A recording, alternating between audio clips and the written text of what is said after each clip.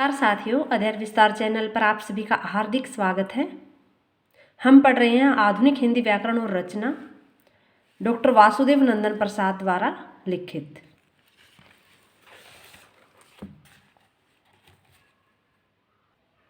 Page number 28। चलो शुरू करते हैं। सबका प्यार, सबका साथ, सबका विकास के साथ।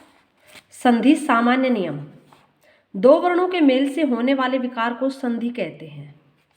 दो वर्णों के मेल से होने वाले विकार को संधि कहते हैं। संधि संस्कृत का शब्द है। संधि संस्कृत भाषा का शब्द है। दो शब्द या पद जब एक दूसरे के पास होते हैं तब उच्चारण की सुविधा के लिए पहले शब्द के अंतिम और दूसरे शब्द के प्रारंभिक अक्षर एक दूसरे से मिल जाते हैं। संधि में जब दो अक्षर या वर्ण मिलते हैं तब उनके मिलावट से विकार उत्पन्न होता है। वर्णों की यह विकारजन्य मिलावट संधि है। इस मिलावट को समझकर वर्णों को अलग करते हुए पदों को अलग अलग कर देना संधि विच्छेद है। हिंदी भाषा में संधि द्वारा संयुक्त शब्द लिखने का सामान्य चलन नहीं है, पर संस्कृत भाषा में संधि के बिना काम नहीं चलता। चूंकि संस्कृत के बहुत से तत्सम शब्द या पद हिंदी में चले आए हैं, इसलिए हिंदी व्याकरण में संस्कृत की संधियों और उनके नियमों को भी ग्रहण कर लिया गया है। शब्द रचना में संधियां उसी तरह सहायक है जैसे उपसर्ग, प्रत्यय और समास। संधि के भेद। वर्णों के आधार पर संधि के तीन भेद हैं: स्वर संधि, व्यंजन संधि और विसर्ग संधि। स्वर संधि। दो स्वरों के मेल से उत्पन्न विकार अथवा रूप परिवर्तन को स्वर संधि कहते हैं। इनके 5 भेद हैं। स्वर संधि के 5 भेद हैं। स्वर संधि के 5 भेद: दीर्घ संधि, गुण संधि, वृद्धि संधि, यण संधि और अयादि संधि। सबसे पहले है दीर्घ स्वर संधि। दीर्घ स्वर संधि। दो सवर्ण स्वर मिलकर दीर्घ हो जाते हैं। यदि अ, आ, ई, उ और री के बाद वे ही हर्ष या दीर्घ स्वर आए तो दोनों मिलकर क्रमशः आ, ई, उ और री हो जाते हैं। दो सवर्ण स्वर यानी कि दो एक जैसे स्वर मिल करके दीर्घ हो जाते हैं, जैसे कि अ धन अ, आ धन आ धन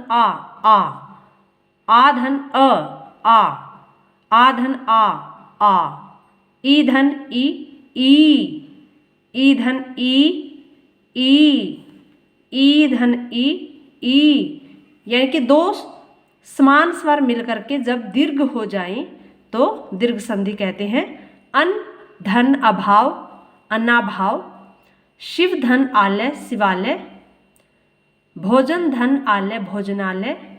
विद्याधन अर्थी, विद्यार्थी। विद्याधन आलय, विद्यालय। महाधन आशय, महाशय। गिरिधन इंद्र, गिरीन्द्र। गिरिधन ईश, गिरीश। महीधन इंद्र, महेंद्र। पृथ्वी धन ईश, पृथ्वीश। Page number 29। ऊ धन ऊ धन ऊ। री धन री। ऊ धन ऊ। भानु धन उदय, भानुदय। स्वयंभू, स्वयंभू धन उदय, स्वयंभूदय। पितृ धन ऋण, पितृण। उसके बाद है गुण स्वर संधि। यदि अ, आ के बाद में ई या ई, उ या उ और री आए तो दोनों मिलकर क्रमशः ए, ओ और अर हो जाते हैं। यानी कि अ, आ के बाद में इधर आएगा अ, आ और इसके बाद में यदि ई या ई आए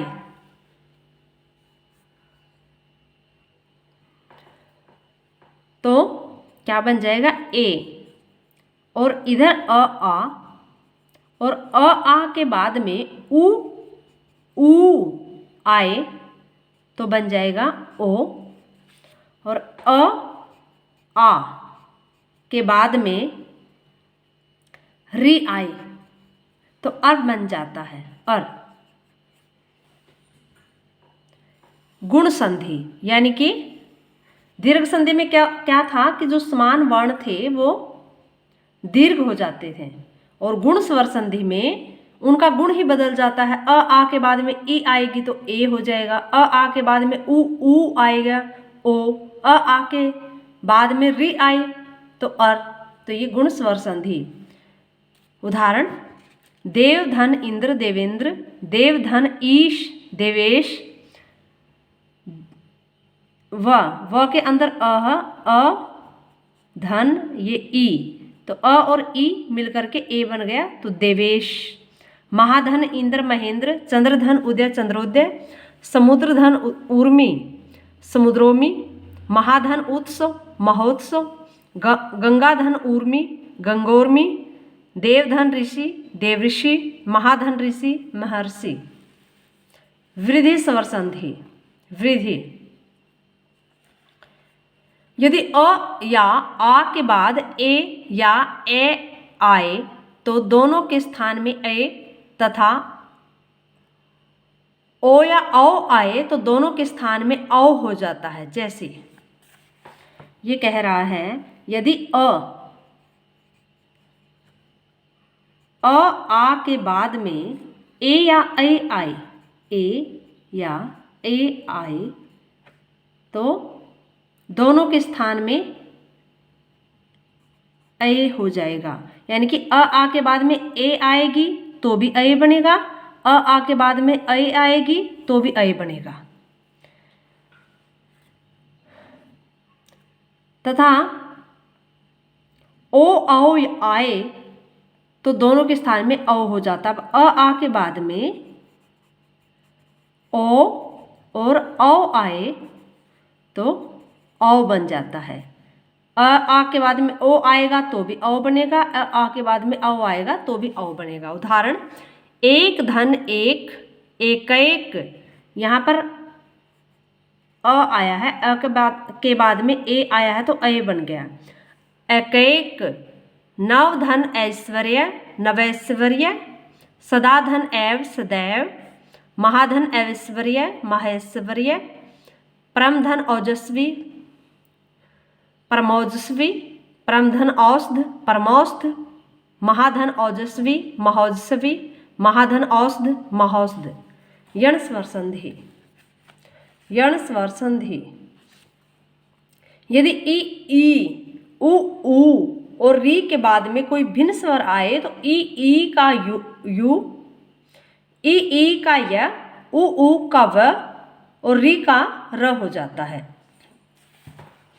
पहले इधर अ और आ आते थे, लेकिन यण में ई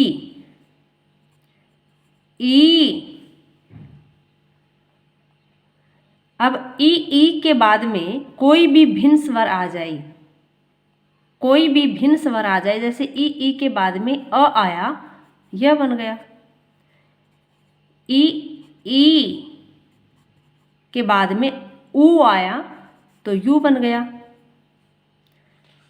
ऐसे ही उ के बाद में कोई भी भिन्न स्वर आ जाए, जैसे उ के बाद में कोई भी भिन्न स्वर आ जाए तो वह बन जाता। उ के बाद में आ आया तो वाह बन गया, उ के बाद में अ आया तो वह बन गया। और इसी प्रकार से री के बाद में यदि कोई भिन्न स्वर आ जाए तो री का र हो जाता है। जैसे री के बाद में अ आया, र बन गया।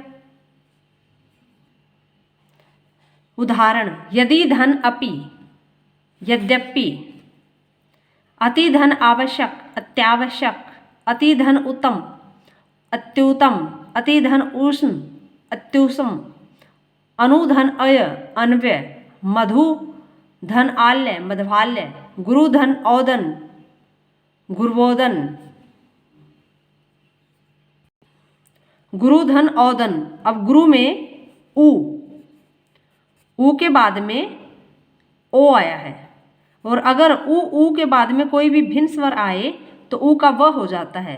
उ का बन गया व, और ये ओ आया है तो इसके ओ की मात्रा लग जाएगी वो।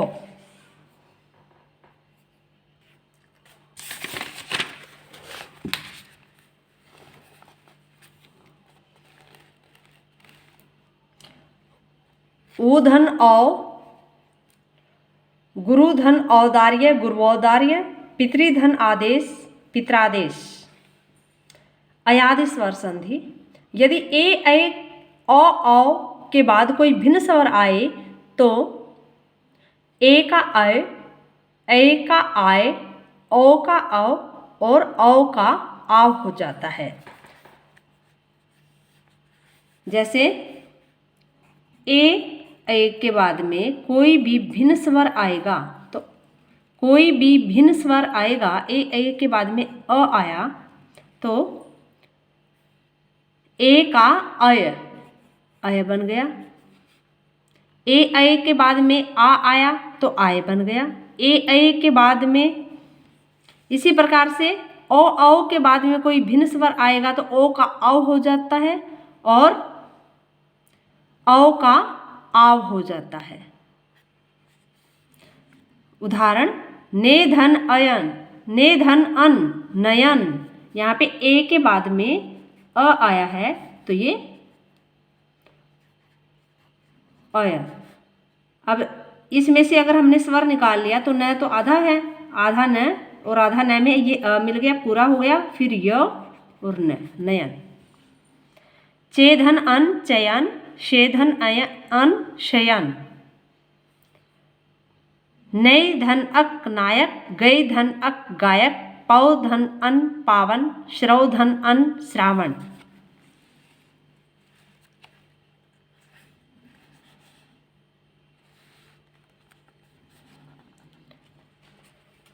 श्रोधन अन श्रवण पद में र होने के कारण न का अण हो गया है।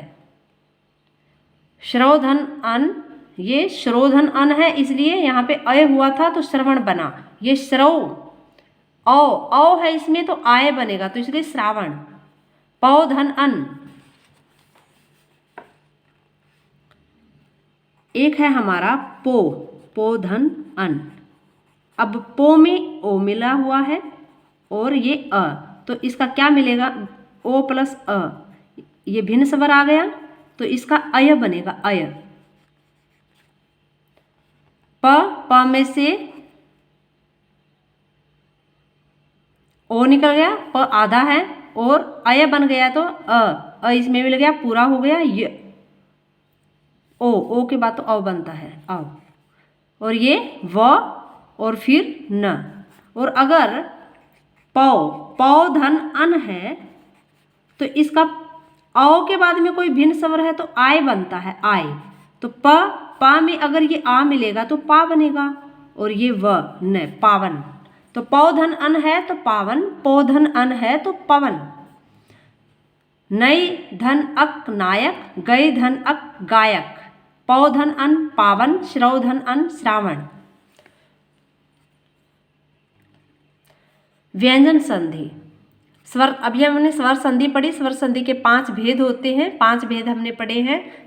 सबसे पहले थी हमारी दीर्घ स्वर संधि, गुण स्वर संधि, वृद्धि स्वर संधि, यण स्वर संधि और अयादि स्वर संधि। उसके बाद हम आते हैं व्यंजन संधि पर। व्यंजन से स्वर अथवा व्यंजन के मेल से उत्पन्न विकार को व्यंजन संधि कहते हैं। स्वर में सबसे पहले स्वर आता था और स्वर के साथ मेल होता था। व्यंजन में व्यंजन से स्वर अथवा व्यंजन के किस पहले वाला व्यंजन होगा, बाद वाला स्वर भी हो सकता है और व्यंजन भी हो सकता है। तो उससे जो विकार उत्पन्न होता है उसको व्यंजन संधि कहते हैं। नियम 1, यदि क, च, ट, त, प के बाद किसी वर्ग का तृतीय या चतुर्थ वर्ण आए या यर, लव या कोई स्वर आए तो क, च, ट, त, प के स्थान में अपने ही वर्ग का तीसरा वर्ण हो जाता है। जैसे दिक, धन, गज, दिग्गज। यानी कि हर वर्ग का अगर पहला वर्ण है और पहले के बाद में तीसरा वर्ण आए तो अपने आप ही पहला वर्ण तीसरे वर्ण में बदल जाता है। जैसे दिक, धन, गज, दिग्गज।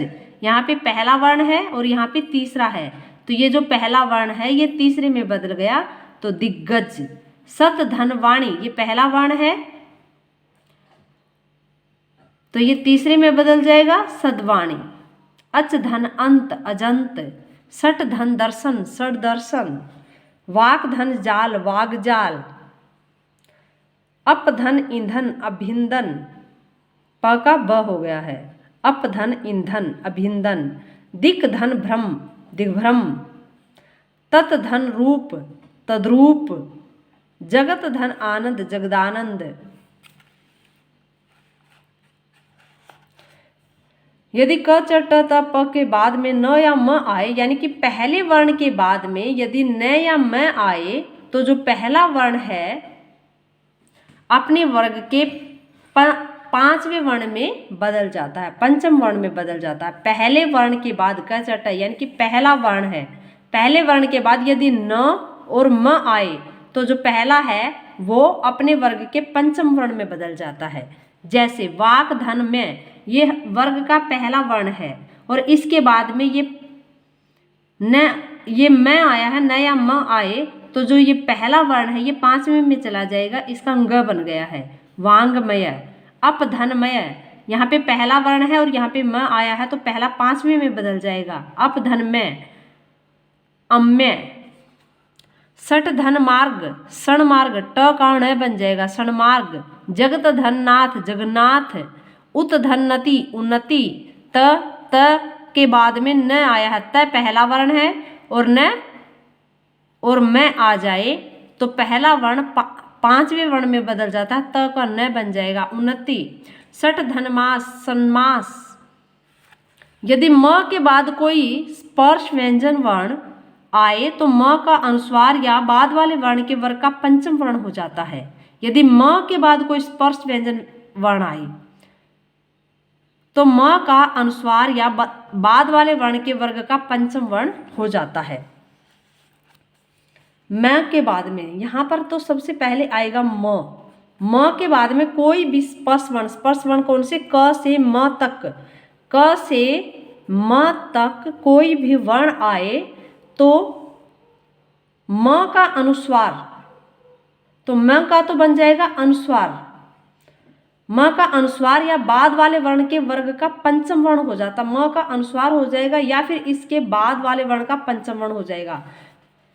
अहम धन कार, अहम ये म आया है और म के बाद में ये स्पर्श व्यंजन है क से म तक, तो इसके ऊपर,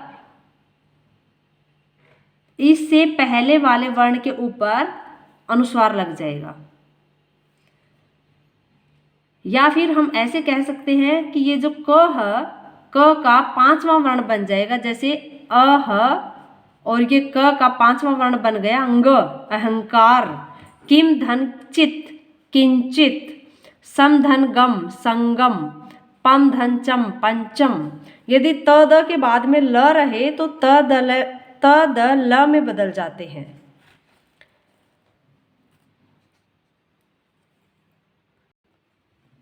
यदि त द के बाद ल रहे, त और द के बाद में ल आए, त द के बाद में ल आए, जो त और द है वो ल में बदल जाते हैं। और न के बाद में ल रहे तो न का अनुनासिक के साथ ल हो जाता है। जैसे त धन ल, त के बाद में क्या आया ल, उत धन लास उल्लास, तो ये त के बाद में ल आया है तो त का ल बन जाएगा। महान धन लाभ महान लाभ, और न के बाद में ल रहे तो न का अनुनासिक के साथ ल हो जाता है। न के बाद में ल आया तो जो ये न है वो ल में बदल जाएगा, लेकिन इससे पहले वाले वर्ण के ऊपर अनुनासिक लग जाता है, चंद्र बिंदु लग जाता है। स्कार और तवर्ग का शकार और चवर्ग के योग में शकार और चवर्ग तथा सकार और टवर्ग के योग में सकार और टवर्ग हो जाता है। धन्यवाद। शेष आगे की वीडियो में